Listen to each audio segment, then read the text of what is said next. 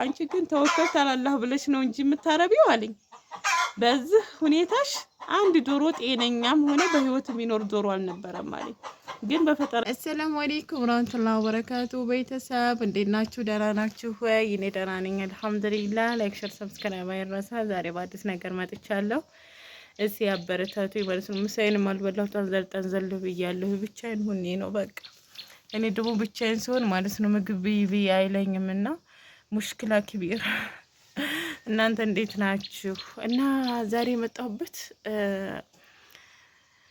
ከታዘብኩት ነገር ልነግራችሁ ነው ማለት ነው። ብዙዎቻችን አገር ልንገባ ስንል የስራ እቅድ እናወጣለን። ነገር ግን አገር ስንገባ ለምንድን ነው የሚጠፋን? ያ ያቀርናቸውን ስራዎች ማድረግ የሚያቅተን ለምንድን ነው? እኔ እኮ አብዛኛውን ጊዜ ዶሮ ማርባት አገሬ ገብቼ ዶሮ አረባለሁ ነበር። እውነቴን ነው የምላችሁ። አገሬ ገብቼ ላይ በላይ ስናገር የሰማችሁ ትኖራላችሁ በዛኛው ቻናሌ እና አገሬ ስገባ ዶሮ እርባታ ነው የምሰራው ምናምን ነበረ እና በትንሹም ቢሆን እየሞከርኩ ነው። ያኔ ከቦታው አንጻር ሰፈር መካከል ማርባት አይቻልም። ታውቃላችሁ ብዙ እንደዚህ አካባቢ የሚያገማ ነገር አይፈቀድም። ሰፈር አካባቢ ያኔ ቤታችሁ 10 20 እንደዚህ ነው እንጂ ከዛ በላይ ማርባት የተከለከለ ነው። ወጣ ያለ የራሱ አካባቢ በቃ ነው መሆን ያለበት ማለት ነው፣ እርባታ የሚሰራበት አካባቢ እና እኔ ያው ግቢ አንድ 15 አንድ 16 ዶሮ ሁልጊዜ ያረባለሁኝ።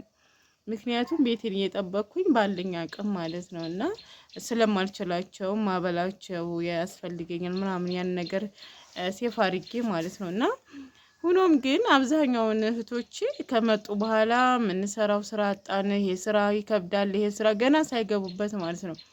ከዛ በቃ አገሩ ያስጠላል፣ በቃ መልሰን ስደት መሰደድ አለብን ምናምን። ለምንድን ነው ውሳኔያችሁን አንድ ነገር ላይ የማታደርጉት? ማለት የሰው ልጅ ይወስናል፣ መወሰን አለባችሁ። ካልወሰናችሁ ማን ይወስንላችኋል? ሀባይብ እና ወስኑ።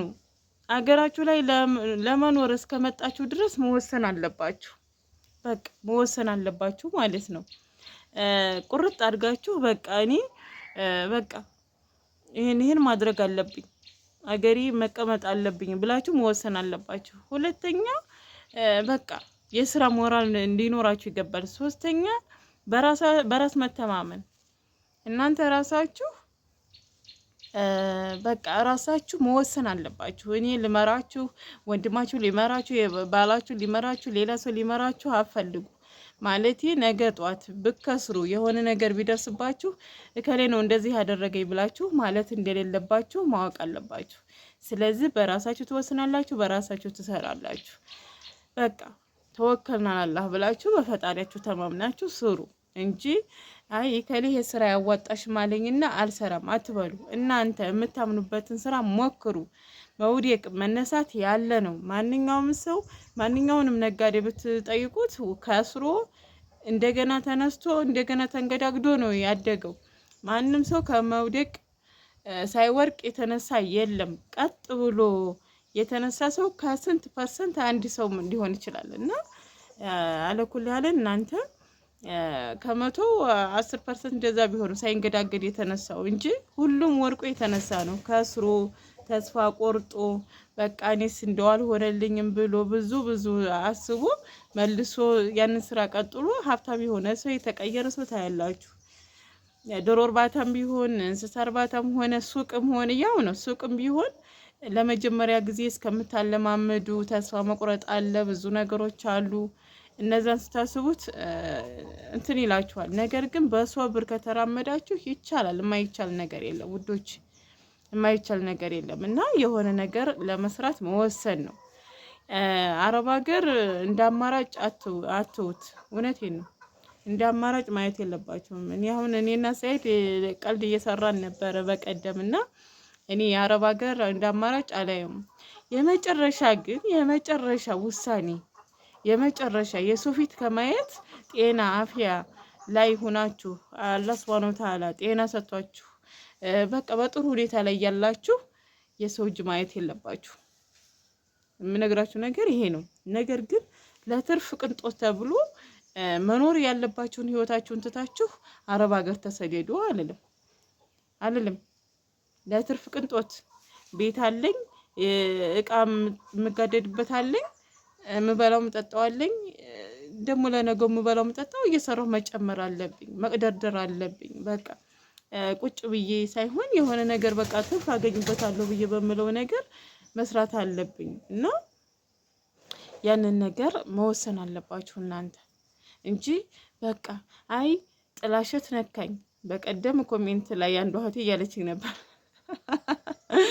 ጢስ ያሰብኝ ጥላሸት ነካኝ ብዬ ነው የተሰደርኩት ስትለኝ ነበረ። እና ኧረ እኔ ምን እንደምል አላውቅም። እኔ ራሱ አፈርኩኝ። እንዴ ጥላሸት፣ ኧረ ተው እንዴ አልሐምዱሊላህ እኛ ጊዜያችን እኮ ጥሩ ጊዜ ነው ሀባይብ፣ ጊዜያችን ጥሩ ነው። በአንድ ልብስ አመት ሙሉ እየለበስን ቤተሰቦቻችን እየለበሱ እንዳላሳደጉን በአሁኑ ሰዓት ሻንጣችን ሙሉ ልብስ ተቀምጦ አንድ ልብስ ሁለት ልብስ ኩሽና ስትገቢ ለብሰሽ ያን ቅይር አድርገሽ ሶላትሽን ሰግደሽ አልሐምዱሊላህ ብለሽ መቀመጥ ትችያለሽ የኔ ውድ። እና ያ ጢስጢስ ያለ ልብስሽን ቀይረሽው ሌላ ልብስ መልበስ ትችያለሽ። ልብስ ሞልቷል በየሻንጣውና በየቁም ሳጥኑ ሀይቀተን እውነት ለመናገር ማለት ነው። እንዳውም የአረብ ሀገር የተጅረፈረፈ ልብስ ነው የሞላን እና ለዛ ብለሽ ከተሰደድሽ ተሳስተሻል። እና ጥላሸት ነካን እንደዛ አለ። በቃ ተስፋ ትቁረጡ በሀገራችሁ ላይ። ምክንያቱም ነገም ተመልሳችሁ እዚሁ ስለሆናችሁ ነገም ተመልሳችሁ መብራት ብትሉ የሆነ ሰዓት ይጠፋል። መልሳችሁ እንጨት ማንደዳችሁ አይቀርም። ስለዚህ ሁለገብ መሆን አለባችሁ እንጂ ተስፋ መቁረጥ የለባችሁም። ስደት እንዳማራጭ ማየት የለባችሁም። ስደት በቃ አስፈላጊ ከሆነ ሲሆን እንሰደዳለን።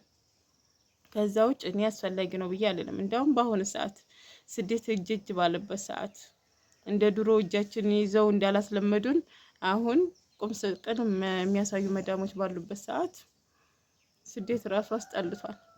አለኩልሃልን ወሬ ያበዛባችሁ መሰለኝና የሆነ ስራ ወስኑ።